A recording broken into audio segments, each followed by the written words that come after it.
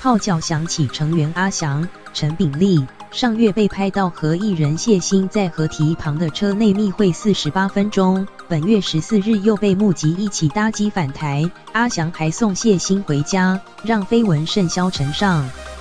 事后谢欣否认和阿翔有暧昧，并称两人是兄弟。阿翔妻子 Grace 也终于出面，昨天18日，她在脸书上 PO 出和谢欣的合照，坚定表示 We are family。Grace 昨天在脸书上贴出2张照片，一张是她和谢欣的自拍照，另一张则加入了老公阿翔和女儿。Grace 写道：有人称流言蜚语会像古龙卷风，我称这不过是淬炼的种子。暴风雨里大家总雾里看不清楚，其实我们双手更加紧扣着彼此。她向谢欣和老公喊话：没事，就一起冲过去就好了吧。